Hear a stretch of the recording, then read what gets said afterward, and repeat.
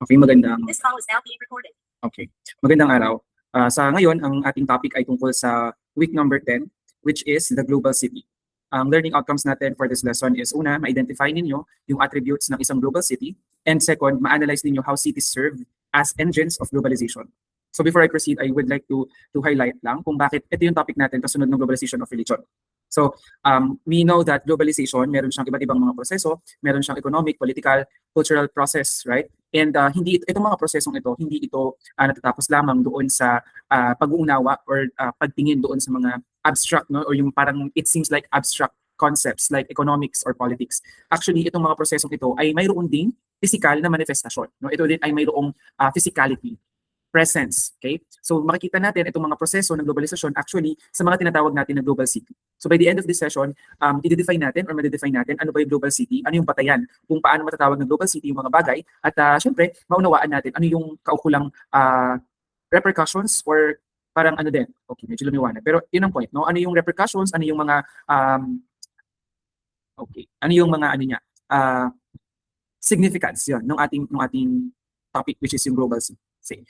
Okay, so we have a question here. Taga saan ka? Reflect whether your current residence is either an urban area or a rural area. Why do you think so? What makes an area urban or rural? So this recording is for BS CE, both 19 and 13. Hindi nyo na kailangan sagutin ito kasi nakapag-attendance naman na tayo. So 19, na-record naman yung attendance ninyo nung huli tayo nag-online class. Na-udot lang tayo ng topic kaya ng usapan, kaya ito ay nire-record for you. And doon naman sa 13, na ubusan lang tayo ng oras after nung checking as ng exam tsaka yung review ng ating mga previous topics. So kaya gagawin na lang natin siya asynchronous. So hindi natin na kailangan sagutin ito, pero the reason why I asked this or I included this sa outline or sa handout natin is because ano nga ba yung basis natin ng pagiging urban or pagiging rural? Ano yung mga katangian ng isang lugar para matawag natin siyang urban or again rural, right? So yun nga, parang i-reflect lang natin doon ba sa lugar kung saan kayo nakatira, yan ba ay isang urban o yan ba isang rural na area? Paano niyo nasabi na isang urban or rural area ito? So may mga katangian ito, di ba?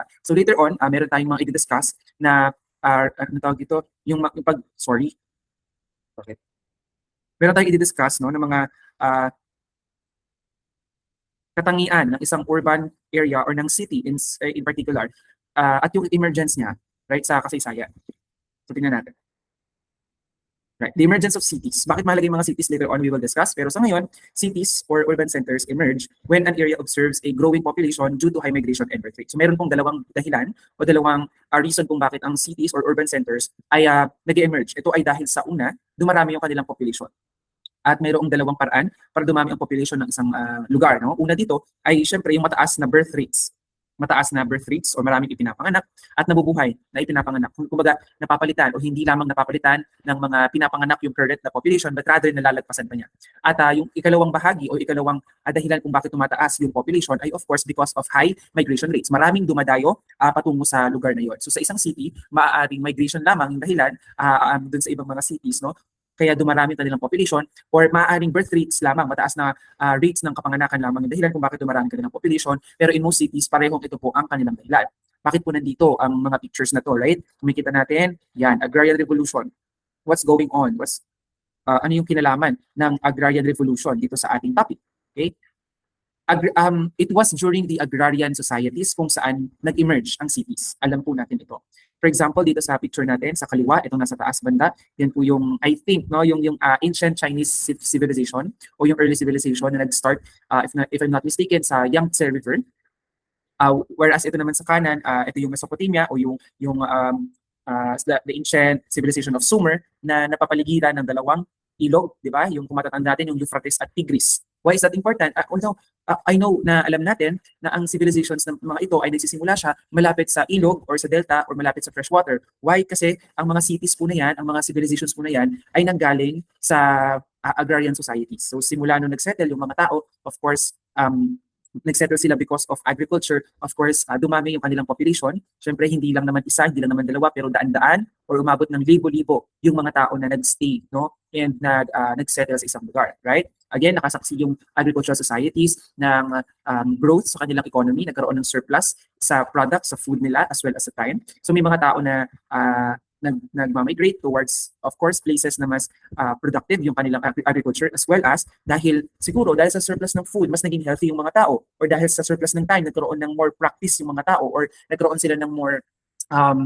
expertise, no? Or ng time para mag-training, kabilang yun sa healthcare, no, sa basic healthcare like pagpapanganak or pag-aalaga ng mga anak nila. So eventually, dumami talaga yung tao dito sa mga areas na to. And yung concentration ng mga tao sa isang specific area ay yung nagiging cities or urban centers ng mga civilizations na ito. So the idea, class, is the first cities that emerged in the history of the world basically is because of the agrarian revolution. Literal, na ang mga tao ay nagsettle and they found na pwede palang maging mayaman, or pwede palang, anong tawag dito, pwede palang mag-settle sa isang lugar at maging productive, naging beneficial sa kanila yon. Kaya eventually dumami or nagkaroon ng concentration ng mga tao sa isang lugar lang. Okay? Next. So ito ay doon naman sa tinatawag na traditional societies. Ano po yung tinatawag natin na traditional societies? Yung tinutukoy po dito ng mga traditional societies ay it was during still the agrarian societies. Para hindi po tayo malito, no? It was during agrarian societies, specifically nung mga panahon na nagkaroon na ng mas rigid na hierarchy yung mga tao, yung lipunan, and it led them, no, to have these kinds of people, roles doon sa mga lugar na ito. Why is that important? Because of this division ng mga tao, right? Because of the hierarchy of this ng mga taong ito, nagsimula po ito because of private property. And we all know that, na yung private property ay nagsimula po siya nung agrarian societies. Anong kinalaman nito sa emergence ng cities? Kung yung kanina sa agrarian societies, agrarian cities o yung mga cities sa isang civilization ay nag-emerge because of the concentration of people surrounding agricultural revolution, no? Na nag-settle yung mga tao, naipon sila doon, dumami sila, boom, city.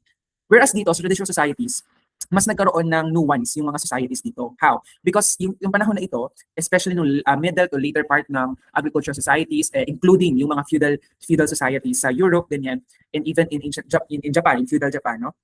Yung mga tao dito ay rigid, or ibig sabihin merong hierarchy. So ibig sabihin, nakapalibot sa political power yung cities. Specifically, kung nasaan yung literal na castle, no, yung literal na political center ng isang kingdom, halimbawa, or ng feudal area, feudal place, doon po naiipon yung mga tao. Precisely because nakapalibot sa politika, sa kapangyarihan, pag-share ng kapangyarihan, yung mga tao. So kung nasaan yung mga kaharian, nasaan yung mga nobility nila, nandun din nakapalibot yung mga tao kasi doon nakasentro ang politika, doon nakasentro ang kultura, doon nakasentro ang ekonomiya. Okay? Pagdating naman po dito, ayan, very familiar tayo sa photo na ito. Okay, bakit very familiar tayo sa photo na ito, and we all know that this happened during the Industrial Revolution. Ayan, Industrial Revolution. So kung yung kwento ng cities, emergence ng cities nung previous societies, sa agricultural societies is nung nagsimula na mag-settle yung mga tao, and then eventually sa later part ng agricultural societies, specifically nung feudal societies, also called as traditional societies, itong mga cities ay nakasentro sa political authority ng mga hari, ng mga nobility. Ang Industrial Revolution naman ang nagbigay daan sa panibagong uri ng urbanization, panibagong uri ng cities. Ito po yung mga cities na pinatayuan ng mga pabrika or kahit anong means of production ng kapital. So kahit piliin ng mga kapitalista na lumayo sa traditional na mga cities kung saan nakaupo yung mga hari-reyna nila, magiging city pa rin yun. Bakit? Because ng Industrial Revolution, dito nagkaroon ng pagbabago sa lipunan. Paki-review na lang po natin yung topic natin ng week 1 para mas maintindihan natin, para maalala natin. But the idea is, kung saan mayroong pabrika, kung saan mayroong mabilis na produksyon ng mga produkto, ng pag-ikot ng kapital, nandoon dumadayo ang mga tao precisely because gusto nilang magtrabaho. Okay? So yeah, may mga pabrika, eventually naging industrial cities or industrial urban areas sila.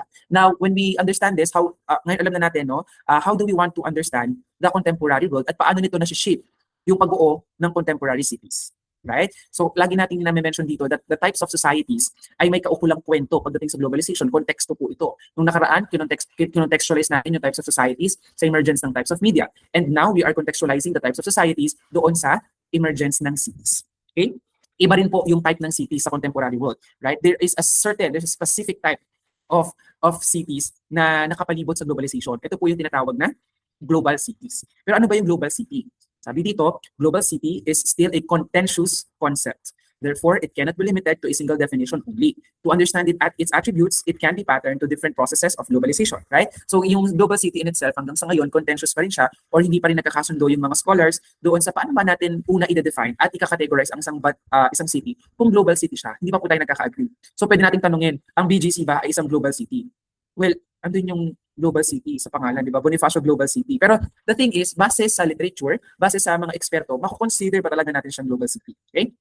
So para mas maintindihan natin yung attributes or yung characteristic nitong mga global city na ito, pwede natin itong i-pattern sa different na mga proseso ng globalization. So una po dito yung economic process. So pag sinabi natin na ang isang global city ay resulta ng economic process ng globalization, pwede natin makita na itong global city na ito ay may mataas na concentration no, ng economic, economic na activities characterized by the strength of its global interconnection, global trade, and financial flow. So dahil alam po natin na ang globalization at yung economic process ng globalization ay nakapalibot sa usapin ng interconnectedness ng mga bansa, we can say na kung sino yung bansa or kung saan yung daluyan ng mga produkto at trade ng bansang yon, doon po nakalocate yung global city. So in the case of United States, for example, since United States is a very powerful economic powerhouse in the world, right? Ang global city na pwede nating ma-attribute sa economic process ng globalization is itong New York City. Okay? New York, dito nakasentro yung mga major companies, not only American companies but world o global companies po nakasentro dito, right? So dahil din sa fact na the USA is a very economically powerful country, nakasentro po yung yung mga economic transactions dito sa New York City. So that's why in its economic process we can consider New York City as a global city in that case. Okay? Now, as a political process, we can understand global city as a city where centers of political power and influence are located both at the local and global level. So self-explanatory naman siya. Kung kanina, yung centers ng economic process, dito naman, tinutukoy natin na isang city ay isang global city pagdating sa political process niya kung nandoon nakasentro yung political power. So very self-explanatory. Still, this picture is a picture from the United States. Very obvious doon sa picture or doon sa flag na nasa photo. Pero ito pong image na ito po ang image or yung picture ng Capitol Building. Ang Capitol Building po, nandiyan po nakalocate ang Senate and House of Representatives ng United States. We know from our previous lessons that the United States is a major colonial power. It's a major imperial force. No? Now, because of the political significance and the power of the United States, we can say na yung lugar kung saan nakasentro yung mga political decisions ng US ay isang global city because of its political process. And the Capitol Building kung saan ginaganap or kung saan pinag-uusapan yung literal na political decisions ng bansang US, ito po ay nakalocate sa Washington, D.C.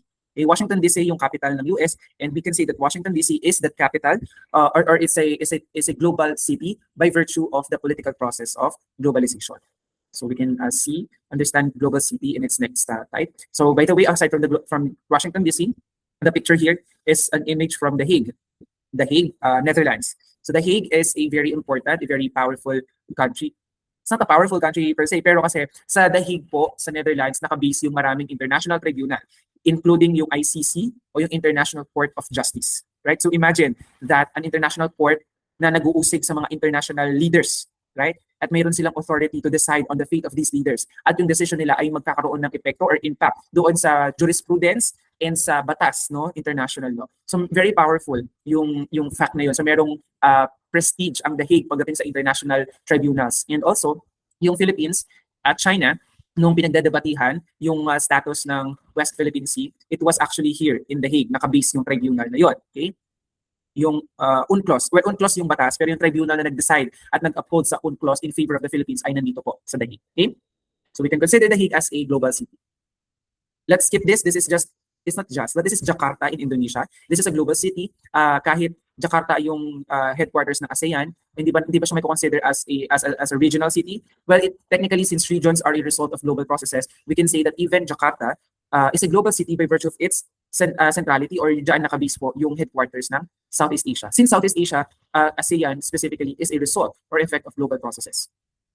Now let's see global city as a cultural process. It says here that as a global city, in understanding it through the cultural process of globalization, is a city that houses cultural manufacturing industry that has access to wide publicity through mainstream media. So ibig sabihin, ito daw yung lugar na kung saan literal pinoproduce yung mga cultural product. Okay? Yung mga cultural product, and usually dito din sa mga global cities na ito, mayroong access sila doon sa mainstream media.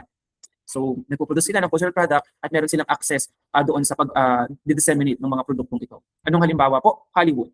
Hollywood is not exactly a city. It is within a Californian city. Nakalimutan ko na kung anong city yon. Pero Hollywood is an area kung saan literal pinoproduce yung mga cultural products, specifically American films, di ba, mga Hollywood shows, etc.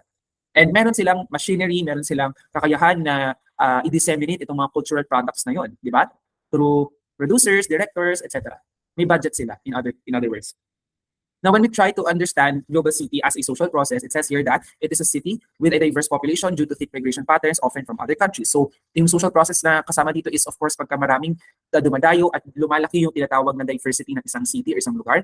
We can say that, for example, this is a picture of Mecca. Okay? This is located in Mecca, in Saudi Arabia. In the Islamic faith, Mecca is the holiest city in their faith. And every Muslims are actually obliged to make a pilgrimage to Mecca at least once in their life, right? So we can say that even though karamihan sa mga nagmamigrate or nag-visit dito sa Mecca ay temporary lamang, we can say that because of the fact that Mecca is a holy city sa whole Islamic faith, it is a global city, right? Kasi maraming pumupunta dyan ng mga Muslim from other parts of the world. Now, when we understand cities as a technological process, it is a city of great technology and innovation. So, for example, yung Silicon Valley area na katabi or malapit sa San Francisco City sa California, it's not exactly a city per se. It is an area in San Francisco kung saan nandito nakabase yung mga malalaking technological companies. Oh? Estos son solo algunos ejemplos. Kaya yung mga examples ng mga technology technology firms and companies na yan. And alam naman natin na because of these technologies, because of these companies, mas na-advance, no, or mas nagkakaroon ng innovation, quote unquote, pagdating doon sa globalization. Okay? At nagiging drive din ito para mas lalong ma-promote yung consumerism, mas lalong ma-promote yung mga political and economic processes ng globalization. Now, again, lagi natin sinasabi, no, hindi po kumpleto yung pag-uusap ng globalization hangga't hindi natin pinag-uusapan yung tungkol sa Global South. Kasi tayo din mismo po ay bahagi ng Global South na ito. So gusto natin intindihin yung Global City from the perspective of the Global South. I think nakatagilid to. Yes, nakatagilid siya. So, wait lang ha. Subukan lang natin siyang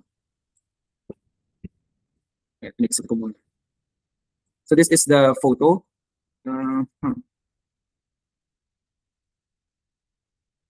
Ayan. So this is a photo of the International Sex Trade. Why is this here? Why is this included in our slide? We want to understand that global cities can also be seen or explained through the processes of globalization.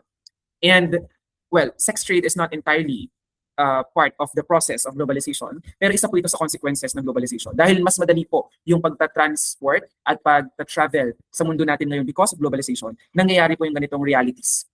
And we can see a pattern here na yung mga color blue na mga bansa, ito po yung main source of sex tourists. So, ibig sabihin, yung mga turista for sexual intercourse or for sex experience. And then yung purple naman yung mga main destinations for sex trade or for sex tourism. There is a pattern here. We can delineate, we can clearly see that countries are divided through what? Global North and South. Kung mas mayaman yung bansa, primarily source of tourists yan. And there's also a reality, di ba, na kapag itong mga Global North countries na to, actually, mas powerful yung kanilang passport. So mas madali sa kanila yung mag-travel to other countries kaysa sa mga Global South. So there is politics behind that. But anong pakialam natin dito? Anong kinalaman nito sa global city? We want to understand that, for example, in the Philippines, if we understand that the Philippines is the primary destination or one of the main destinations of sex tourism, can we see that the tourist destinations, yung mga cities natin sa Pilipinas na mainly tourist destinations, doon nagaganap itong sex trade na ito?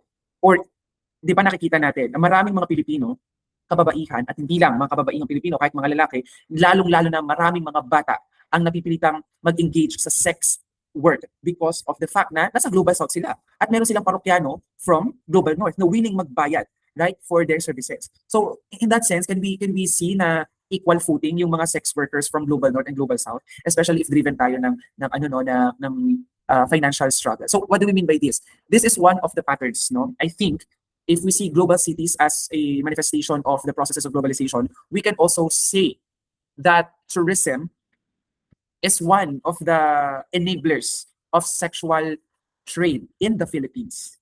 Kasi literal, yung mga polisiya natin sa Pilipinas, binabawasan natin yung mga balakid ng mga turista para mas maengganyo silang pumunta at mas maengganyo silang bumili ng mga produkto dito. To the point na nagkaroon ng diskarte yung mga Pilipino, lalo na yung mga nasa mahirap na cities or areas, na magbenta ng kanilang katawan. Okay, so this is just one thing na pwede nating ma-explore or ma-reflect. Can we say that certain areas in the Philippines, especially yung mga tourist destinations, can we say that doon din nakakoncentrate yung mga sex workers? So that's something that we can think about. Okay, so balik natin sa sa normal tong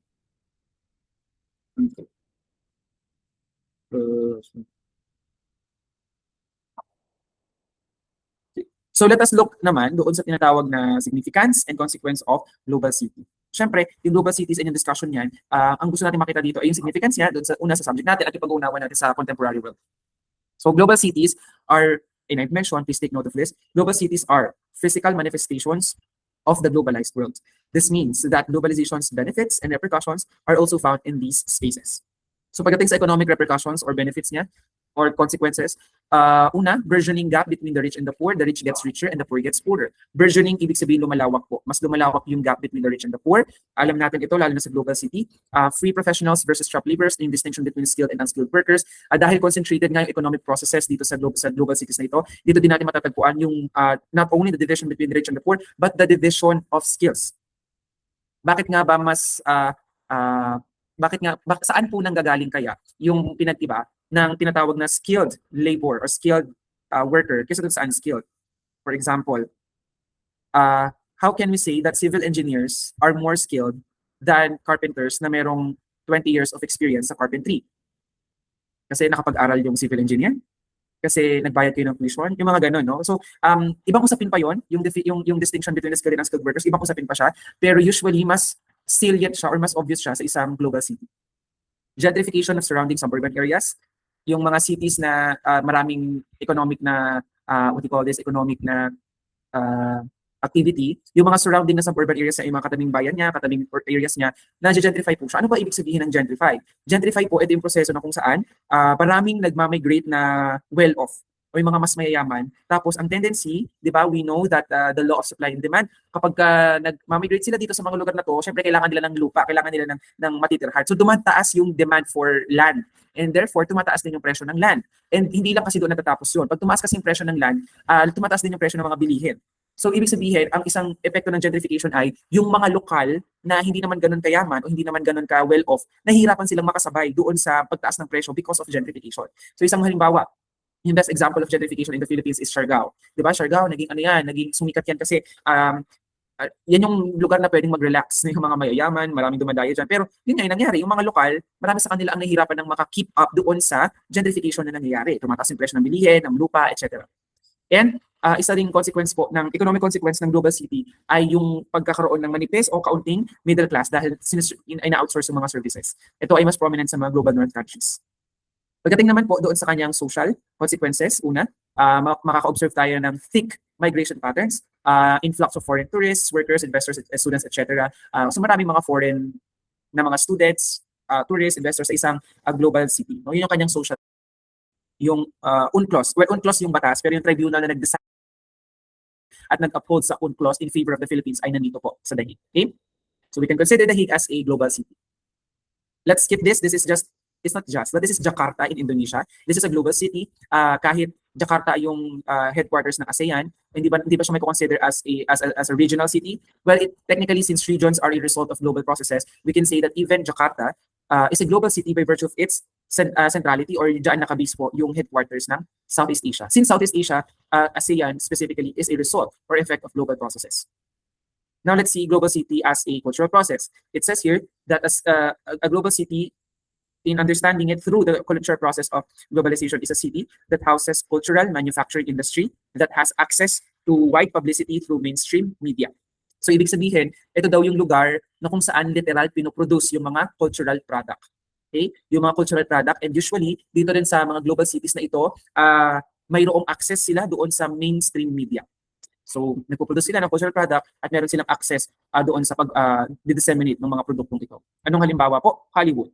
Hollywood is not exactly a city. It is within a Californian city. Nakalimutan ko na kung anong city yon. Pero Hollywood is an area kung saan literal pinoproduce yung mga cultural products, specifically American films, mga Hollywood shows, etc. And meron silang machinery, meron silang kakayahan na i-disseminate itong mga cultural products na yon, di ba? Through producers, directors, etc. May budget sila, in other words. Now, when we try to understand global city as a social process, it says here that it is a city with a diverse population due to thick migration patterns, often from other countries. So, yung social process na kasama dito is, of course, pagka maraming dumadayo at lumalaki yung tinatawag na diversity ng isang city or isang lugar. We can say that, for example, this is a picture of Mecca. Okay? This is located in Mecca, in Saudi Arabia. In the Islamic faith, Mecca is the holiest city in their faith. And every Muslims are actually obliged to make a pilgrimage to Mecca at least once in their life, right? So we can say that even though karamihan sa mga nagmamigrate or nag-visit dito sa Mecca ay temporary lamang, we can say that because of the fact that Mecca is a holy city sa whole Islamic faith, it is a global city, right? Kasi maraming pumupunta dyan ng mga Muslim from other parts of the world. Now, when we understand cities as a technological process, it is a city of great technology and innovation. So, for example, yung Silicon Valley area na katabi or malapit sa San Francisco City sa California, it's not exactly a city per se. It is an area in San Francisco kung saan nandito nakabase yung mga malalaking technological companies. Oh? Estos son solo algunos ejemplos. Ayan, yung mga examples ng mga technology, technology firms and companies na yan. And alam naman natin na because of these technologies, because of these companies, mas na-advance, no, or mas nagkakaroon ng innovation, quote unquote, pagdating doon sa globalization. Okay? At nagiging drive din ito para mas lalong ma-promote yung consumerism, mas lalong ma-promote yung mga political and economic processes ng globalization. Now, again, lagi natin sinasabi, no, hindi po kumpleto yung pag-uusap ng globalization hangga't hindi natin pinag-uusapan yung tungkol sa Global South. Kasi tayo din mismo po ay bahagi ng Global South na ito. So gusto natin intindihin yung Global City from the perspective of the Global South. I think nakatagilid to. Yes, nakatagilid siya. So, wait lang ha. Subukan lang natin siyang exit ko muna. So this is the photo.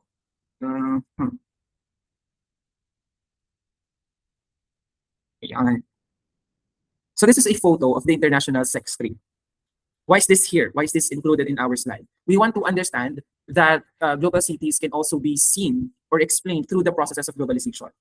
And, well, sex trade is not entirely part of the process of globalization, pero isa po ito sa consequences ng globalization. Dahil mas madali po yung pagta-transport at pagta-travel sa mundo natin ngayon because of globalization, nangyayari po yung ganitong realities.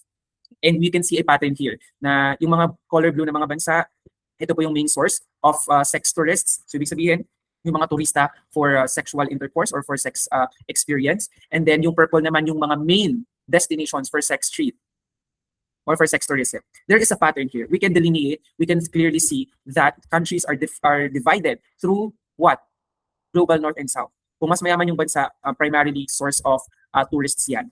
And there's also a reality, di ba, na kapag itong mga Global North countries na to, actually, mas powerful yung kanilang passport. So mas madali sa kanila yung mag-travel to other countries kaysa sa mga Global South. So there is politics behind that. But anong pakialam natin dito? Anong kinalaman nito sa global city?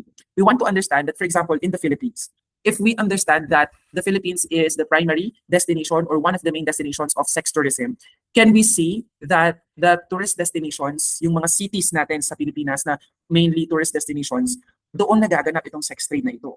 Or, di ba nakikita natin na maraming mga Pilipino, kababaihan, at hindi lang mga kababaihang Pilipino, kahit mga lalaki, lalong-lalo na maraming mga bata ang napipilitang mag-engage sa sex work because of the fact na nasa Global South sila. At meron silang parokyano from Global North na willing magbayad, right, for their services. So in that sense, can we see na equal footing yung mga sex workers from Global North and Global South, especially if driven tayo ng financial struggle. So what do we mean by this? This is one of the patterns, no? I think if we see global cities as a manifestation of the processes of globalization, we can also say that tourism is one of the enablers of sexual trade in the Philippines.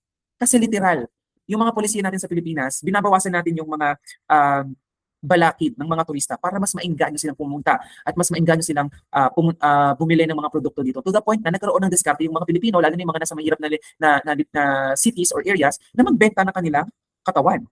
Okay, so this is just one thing na pwede nating ma-explore or ma-reflect.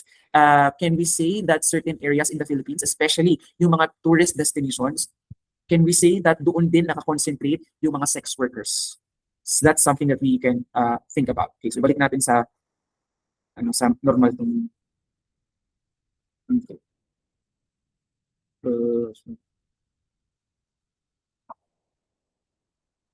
So let us look naman doon sa tinatawag na significance and consequence of global city. Siyempre, yung global cities and yung discussion niyan, ang gusto natin makita dito ay yung significance niya doon sa una sa subject natin at yung pag-uunawa natin sa contemporary world.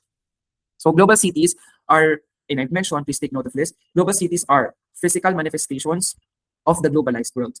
This means that globalization's benefits and repercussions are also found in these spaces. So pagdating sa economic repercussions or benefits niya, or consequences, una, burgeoning gap between the rich and the poor. The rich gets richer and the poor gets poorer. Burgeoning, ibig sabihin lumalawak po. Mas lumalawak yung gap between the rich and the poor. Alam natin ito, lalo na sa global city. Free professionals versus shop leavers, yung distinction between skilled and unskilled workers. Dahil concentrated nga yung economic processes dito sa global cities na ito, dito din natin matatagpuan yung not only the division between the rich and the poor, but the division of skills. Bakit nga ba saan po nanggagaling kaya yung pinag-iba ng tinatawag na skilled labor or skilled worker kaysa dun sa unskilled? For example, how can we say that civil engineers are more skilled than carpenters na merong 20 years of experience sa carpentry? Kasi nakapag-aral yung civil engineer? Kasi nagbayad kayo ng tuition? Yung mga ganun, no? So, ibang usapin pa yon yung distinction between the skilled and unskilled workers, ibang usapin pa siya, pero usually mas salient siya or mas obvious siya sa isang global city. Gentrification of surrounding suburban areas, yung mga cities na maraming economic na economic na activity, yung mga surrounding na suburban areas sa mga katabing bayan niya, katabing areas niya, na-gentrify po siya. Ano ba ibig sabihin ng gentrify? Gentrify po, ito yung proseso na kung saan maraming nagmamigrate na well-off o yung mga mas mayayaman. Tapos ang tendency, di ba, we know that the law of supply and demand, kapag nagmamigrate sila dito sa mga lugar na to, syempre kailangan nila ng lupa, kailangan nila ng matitirhan. So dumataas yung demand for land. And therefore, tumataas din yung presyo ng land. And hindi lang kasi doon natatapos yun. Pag tumaas kasi yung presyo ng land, tumataas din yung presyo ng mga bilihin. So ibig sabihin, ang isang epekto ng gentrification ay yung mga lokal na hindi naman ganun kayaman o hindi naman ganun ka well-off, nahihirapan silang makasabay doon sa pagtaas ng presyo because of gentrification. So isang halimbawa, yung best example of gentrification in the Philippines is Siargao. Diba? Siargao, naging sumikat yan kasi yan yung lugar na pwedeng mag-relax na yung mga mayayaman, maraming dumadayo dyan. Pero yun nga yung nangyari, yung mga lokal, marami sa kanila ang nahihirapan ng maka-keep up doon sa gentrification na nangyayari. Tumataas yung presyo ng bilihin, ng lupa, etc. And isa ring consequence po ng economic consequence ng global city ay yung pagkakaroon ng manipis o kaunting middle class dahil ay na-outsource yung mga services. Ito ay mas prominent sa mga global north countries. Pagdating naman po doon sa kanyang social consequences, una, makaka-observe tayo ng thick migration patterns, influx of foreign tourists, workers, investors, students, etc. So maraming mga foreign na mga students, tourists, investors sa isang global city. No? Yun yung kanyang social consequence. Pangalawa, high rates of poverty, crime, racial ethnic conflicts, etc. Dahil nga maraming nagmamigrate, maraming bumisita at from different countries sila, different ethnicities or races sila, ay nagkakaroon ng mga conflict, no? And yung isa sa mga social consequence ng global city, dahil nga maraming mga taong pupunta dito, iba-iba sila ng mga pinanggalingan, iba-iba sila ng mga kwento na dala-dala, no? Mas weaker or mas mahina yung communal ties sa mga cities due to fast-paced attitude and highly competitive culture. Alam naman natin to, lalo na sa mga taga-probinsya na nag-dorm sa Manila, iba yung ugali ng mga taga-Maynila sa probinsya. Sa probinsya, mas homey tayo, mas naramdaman natin na welcome tayo dun sa lugar na yun kasi bukod sa taga dun tayo, marami tayong mga kakilala. Pero sa Manila is such a big city, di ba? Parang ang daming pwedeng gawin, di ba? Ang lawak, parang nakakalunod. Basta it's actually a pattern not only in global cities but in all urban areas na humihina talaga yung communal ties kasi nga iba-iba yung pinanggalingan ng mga tao. So there's a tendency na may distrust with each other. Cultural consequences ng global city, syempre una po dyan yung diversity o yung variety ng mga tao na galing sa iba't ibang lugar, kultura, etc. Pwede din ito magdulot ng intercultural exchange or intercultural confrontation. So negative and positive then. Cultural consequence then, it also may germinate countercultures and radical ideas. Again, because of the assumption that global cities are in location kung saan yung iba't ibang mga tao from different places na may different ideas ay nagtitipon-tipon. So dito rin po nanggagaling yung mga countercultures. So for example, sa New York, ang New York bilang isang global city, dyan nagsimula yung hip-hop culture. Hip-hop is not only a genre of dance. Hip-hop is a lifestyle. At nagsimula yan sa New York kasi ang New York ay ang tawag doon, tirahan or daluyan ng mga taong galing sa iba't ibang lugar. Okay? Yung environmental consequence, of course, no, ng global city ay continued environmental disintegration due to expansion of space, demand for raw materials, and waste and waste produced. Ibig sabihin yung mga waste na napoproduce. No? Alam natin ito, we are very aware of this. Kapag dumadami ang tao sa isang lugar, mas dumadami yung demand for construction. right? For construction materials. At saan ba nanggagaling yung construction materials? Diba sa mga bundok din naman, no? Yung mga semento sa bundok. Or kahit hindi lang yung materials, pati yung lupa, no? Dahil kailangan ng dahil masyado ng crowded sa isang area, kailangan mag-expand. So yung mga dating kagubatan ay nagiging subdivision, na-urbanize, etc. And of course, yung policy consequences po ng Global City ay mas nuanced yung mga batas at laws, for example, sa criminal proceedings, at mas nagdiling sa neoliberalism. Ano ibig sabihin nito? Unlike in rural areas o sa mga probinsya sa kanayunan, alimbawa sa atin, dahil nga close-knit yung community, usually hindi kinakailangan yung formal na kasunduan. Halimbawa, kapag may kasunduan tayo, sabi-sabi na lang, no? Palabra de honor na lang yung pinapaigting. However, in cities, dahil nga from different people, from different places, itong mga to, galing sa iba't ibang mga lugar, hindi natin mapagkakatiwalaan lahat. So kapag mayroong kasunduan, kailangan nuanced yung policy about it. Kailangan mayroong kontrata, dapat meron pinipirmahan, etc. etc. And of course, because global cities are centers, no, ng economic process ng globalization, mas naglilin sa neoliberal policies yung mga policies na pinapatupad dito sa global cities. So doon natatapos yung ating session. If you have any questions or concerns about the session, please don't hesitate to reach out or to ask questions. So para dun sa mga BSCE, you're expected to have watched this short lecture before we meet next week for week 11. So ang idea ay meron kayong basic, of course, alam niyo na kung ano yung pinag-usapan sa Global City. So magre-review naman tayo at magtatawag naman tayo to share their insights and reflection before we begin our next week's lesson. Okay?